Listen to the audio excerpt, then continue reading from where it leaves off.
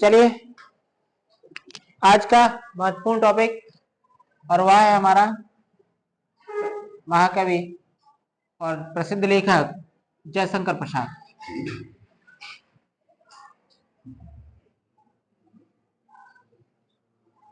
जयशंकर प्रसाद के बारे में जान लेते हैं और विस्तार से जानेंगे। ठीक है, सबसे पहले तो हम ये देखें कि इनका जन्म कब हुआ और कहाँ हुआ। तो इनका जन्म हुआ था 1889। कुछ विद्वान इनका जन्म 1890 भी मानते हैं, ठीक है, लेकिन जो ज्यादा सटीक है वो 1889 है। 1889 में इनका जन्म हुआ था और निधन कब हुआ था? 1937 में इनका निधन हो गया था। 1889 में जन्म हुआ था और निधन कब हो गया था इनका?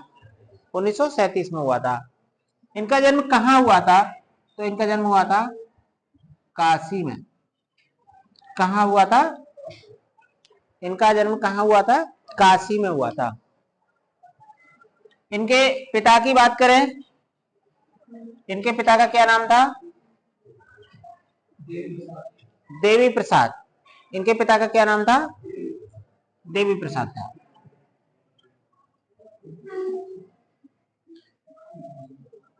और माता की बात करें तो माता मुन्नी देवी।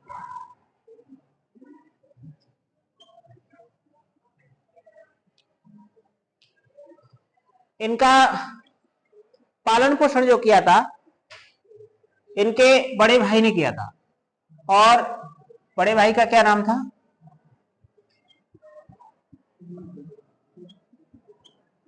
बड़े भाई ने इनका पालन पोषण किया, उनका नाम था शंभू साहू। शंभू साहू ने इनका पालन पोषण किया था। किस परिवार में इनका जन्म हुआ? तो सुंगनी साहू परिवार में हुआ था। सुंगनी साहू परिवार में इनका जन्म हुआ था। ये सुंगनी से क्या मतलब है? सुंगनी एक तंबाकू है और तंबाकू का व्यापार इनके यहां हुआ करता था। तो ये बहुत बड़े तंबाकू के व्यापारी थे और उस परिवार में जन्म होने के कारण इनको सुंगनी साहू परिवार कहा जाता था। बाद में चल करके इनकी पारिवारिक स्थिति कुछ धीरे धीरे खराब होने लगी। ऐसी स्थिति हो गई परिवार की कि ये ऋण से दब गए, इनको कर्ज लेना पड़ा, और उस कर्ज को चुकाने के लिए इन्होंने जो ग्रंथ लिखे थे उन ग्रंथों को भी रखना पड़ा, तब जाकर के कर्ज इन्होंने चुकाया। ये जब बीमारी से पीड़ित हो गए तो क्षय रोग हो गया था, और क्षय रोग के कारण से इनका निधन हुआ था 1937 में। जयशंकर प्रसाद के अन्य क्या क्या नाम हैं वो भी देख लेते हैं। इनको एक तो छायावाद का जनक कहा जाता है। इनको क्या कहा जाता है? छायावाद का जनक कहा जाता है। और छायावाद का जनक जयशंकर प्रसाद को किसने कहा है? तो इलाचंद जोशी ने कहा है। किसने कहा है? इलाचंद जोशी। इलाचंद जोशी ने इनको क्या माना है? छायावाद का जनक माना है। इनको झारखंडी भी कहा जाता है। क्या कहा जाता है इनको? झारखंडी कहा जाता है। अब झारखंडी क्यों कहा जाता है? क्योंकि जब इनका जन्म हुआ था तो बचपन में ही जो मुंडन होता है, मुंडन संस्कार होता है, तो इनको झारखंड में ले गए और झारखंड में इनका मुंडन कराया गया था। तो एक नाम वहां से ही इनको मिल गया था और झारखंडी कहलाए थे। इनका जो जन्म हुआ था और जो रचना कार्य हुआ था हिंदी साहित्य में, जो इन्होंने लेखन कार्य किया वो छायावाद में किया। तो इसलिए जो इनका युग है वो छायावादी युग है और छायावाद का इनको ब्रह्म कहा जाता है। इनको क्या कहा जाता है? छायावाद का, छायावाद का ब्रह्म। इनको छायावाद का क्या बोलते हैं? ब्रह्मा भी कहा जाता है। छायावाद के आधार स्तंभ कवियों में इनकी गणना की जाती है। 3 छायावाद के ऐसे कवि हैं जिनको ब्रह्मा, विष्णु, महेश, और एक उसमें कवित्री हैं जिनको दुर्गा के नाम से जाना जाता है। तो मैं तीनों के नाम बता देता हूं आपको। जिनको ब्रह्मा विष्णु कहा जाता है, जयशंकर प्रसाद, जयशंकर प्रसाद, इनको बोला जाता है छायावाद का ब्रह्मा। और सुमित्रा नंदन पंत, सुमित्रा नंदन पंत, इनको विष्णु कहा जाता है। ये दूसरे नंबर पे हैं, ये तीसरे नंबर पर। और सूर्यकांत त्रिपाठी निराला, सूर्यकांत त्रिपाठी निराला, इनको कहा जाता है महेश। इनको क्या कहा जाता है? महेश। इनको विष्णु कहा जाता है और इन्हें ब्रह्म कहा जाता है। छायावाद की एक ऐसी कवित्री है जिनका नाम है महादेवी वर्मा, महादेवी वर्मा, और इनको छायावाद की दुर्गा कहा जाता है। महादेव वर्मा के अनेक नाम हैं, वो जब महादेव वर्मा के बारे में बताएंगे तब विस्तार से बता दिया जाएगा। तो जयशंकर प्रसाद को किन किन नामों से जाना जाता है ये देख लीजिए। इनको रसधर के नाम से भी जाना जाता है। एक नाम इनका, नहीं, कलाधर, इनको कलाधर के नाम से भी जाना जाता है। एक बार यहां तक पुनः रिपीट कर लेते हैं। अभी हम देख रहे हैं जयशंकर प्रसाद को। जयशंकर प्रसाद, इनका जन्म 1889 में, कुछ विद्वान 1890 भी मानते हैं। निधन हुआ था 1937 में। पिता का नाम देवी प्रसाद, माता मुन्नी देवी, और इनका जो पालन पोषण किया था किसने किया था? शंभू साहू ने। इनका जो जन्म हुआ था वो सुंगनी परिवार में हुआ था। सुंगनी से हमारा क्या तात्पर्य है? सुंगनी से मतलब है हमारा तंबाकू, और जो तंबाकू होती है वो उसका व्यापार इनके यहाँ हुआ करता था, इसलिए इस परिवार को ही सुंगनी परिवार कहा जाता था। इनके अन्य नामों की बात करें तो बचपन का जो नाम था इनका झारखंडी नाम था। साहित्यिक नाम इनका कलाधर हो गया। छायावाद का इनको जनक भी कहा जाता है। किसने कहा है? तो इलाचंद जोशी ने कहा है। इन्हें 4 जो आधार स्तंभ कवि थे उनमें एक कवित्री महादेवी वर्मा भी हैं। अन्य नामों से पुकारा गया। इन्हें ब्रह्मा कहा गया, तो पंत को विष्णु कहा गया, और निराला को सूर्यकांत त्रिपाठी निराला को महेश कहा गया। सूर्यकांत त्रिपाठी निराला को ही छायावाद का सलाहकार पुरुष भी कहा जाता है। सूर्यकांत त्रिपाठी निराला को छायावाद का सलाहकार पुरुष भी कहा जाता है। और महादेवी वर्मा, इनको छायावाद की दुर्गा भी कहा जाता है। हिंदी साहित्य के मंदिर की वीणा पाणी भी कहा जाता है। आधुनिक युग की मीरा कहा जाता है, और विरह की वेदना की कवित्री भी कहा जाता है। अनेक नामों से इनको जाना जाता है। बात करते हैं अब इनकी रचनाओं की कि इनकी प्रमुख रचनाएं कौन कौन सी हैं। प्रमुख रचनाएं। जयशंकर प्रसाद ऐसे कवि हुए हैं जिन्होंने नाटक, निबंध, कहानी, आलोचना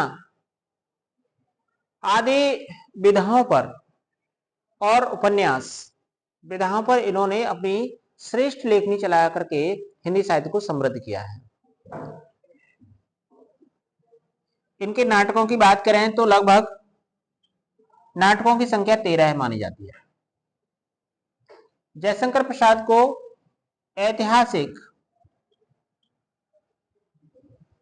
ऐतिहासिक नाटककार माना जाता है।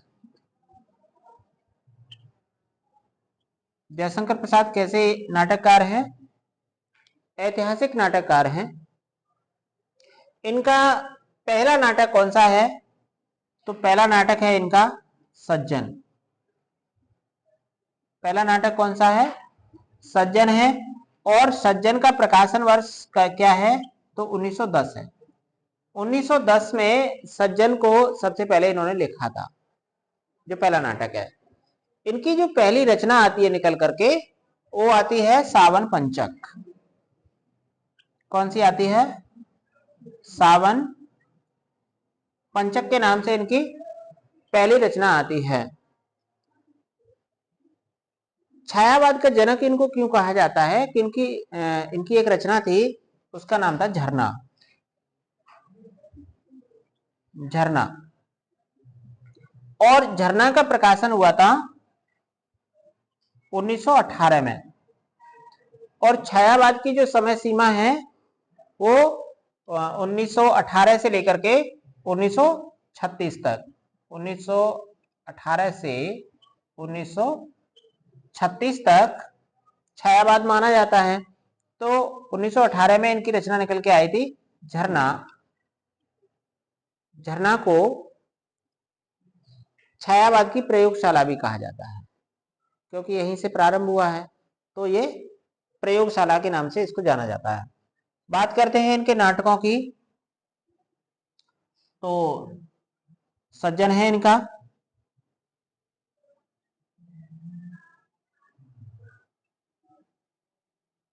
करुणालय है,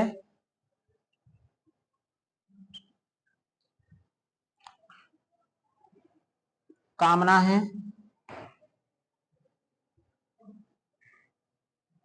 प्राश्चित,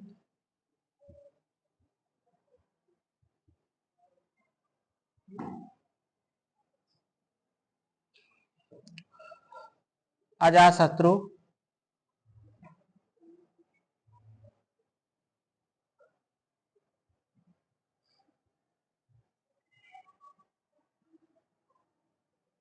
जन्मेजय का नागयज्ञ,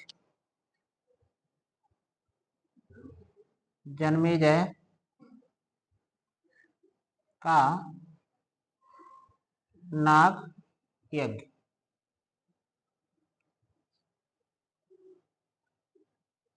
राजश्री,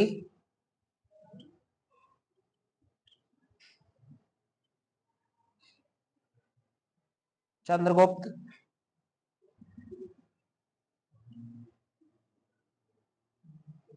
स्कंदगुप्त,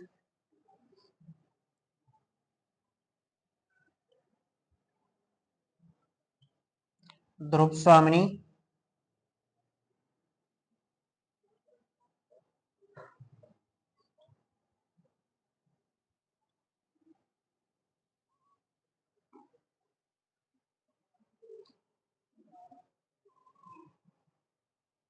विशाखा तो कहानी थी इनकी। विशाखा इनका नाटक है क्या? विशाखा,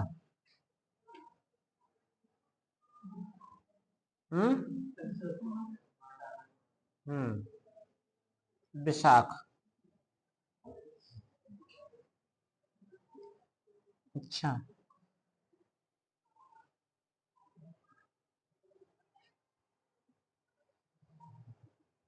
और कौन सा था? एक घूंट। एक घूंट को एकांकी माना गया है। ये जो एक घूंट है, इसका प्रकाशन कब हुआ था? तो 1929 में इसका प्रकाशन हुआ है और हिंदी का पहला एकांकी भी इसको माना गया है। इसको क्या माना गया है? हिंदी का पहला एकांकी माना गया है। इनके उपन्यास भी निकल के आते हैं। एक तो है कंकाल, एक है इनका तितली, और एक है इनका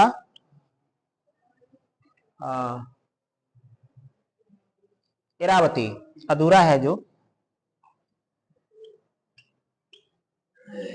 इरावती।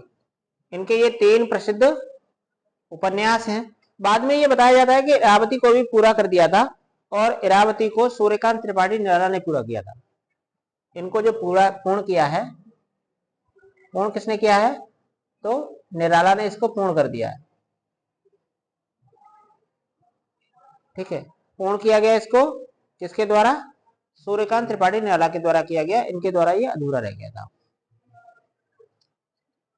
इनकी कहानियों में बात करें तो छोटा जादूगर भी इनकी प्रसिद्ध कहानी है। लगभग 200 कहानियां इन्होंने लिखी है। इनके द्वारा जो लिखित कहानियां हैं, लगभग कितनी कहानियां पाई जाती हैं?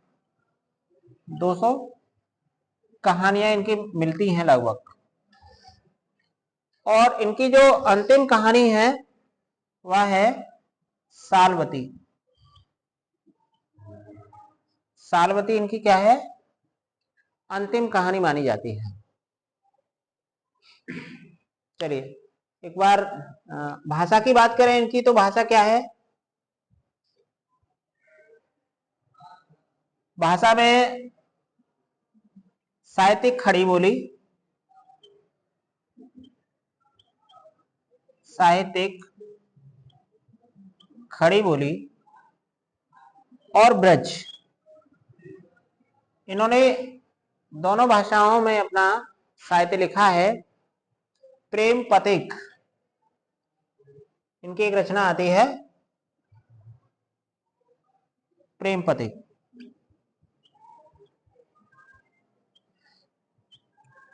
जो ब्रज भाषा में भी लिखी गई है। ठीक है, चलिए एक बार फिर से इसको रिपीट कर लेते हैं। जितनी बार रिपीट करेंगे उतनी बार हमारा अध्ययन सही होगा, बार बार होगा। हम देख रहे हैं किसको? जयशंकर प्रसाद को। जन्म कब हुआ? 1889। निधन कब हुआ? 1937। जन्म कहाँ हुआ था? काशी में हुआ था। इनको अन्य किन नामों से जाना जाता है? तो इन्हें झारखंडी कहा जाता है, छायावाद का जनक कहा जाता है। किसने कहा? इलाचंद जोशी ने कहा। इनके साहित्यिक नाम की बात करें तो कलाधर इनका साहित्यिक नाम पड़ा है। कलाधर के नाम से भी इन्होंने साहित्यिक रचनाएं की हैं।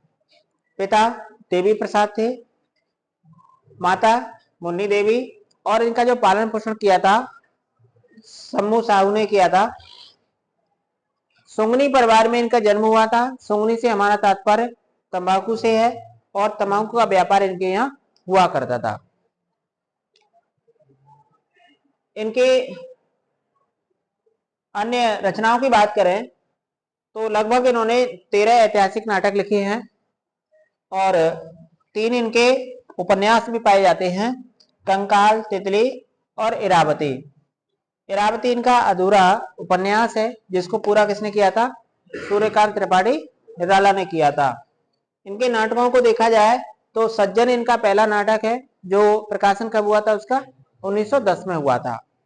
और पहली इनकी जो रचना आती है निकल करके वो सावन पंचक आती है।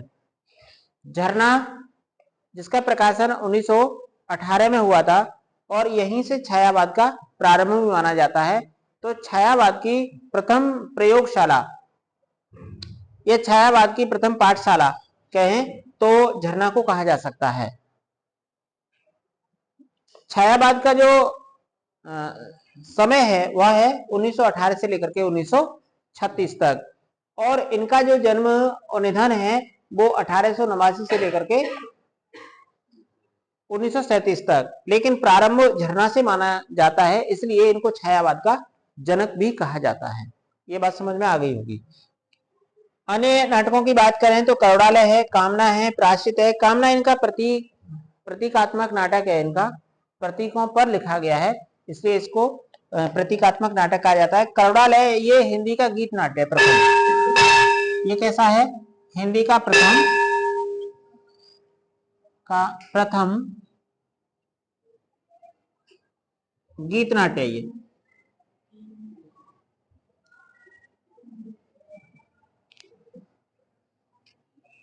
ठीक है, और कई बार परीक्षा में इसको पूछा भी गया है। ठीक है, धन्यवाद।